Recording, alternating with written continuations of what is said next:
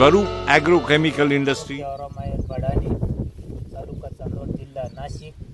माझा mobile number 9689834644.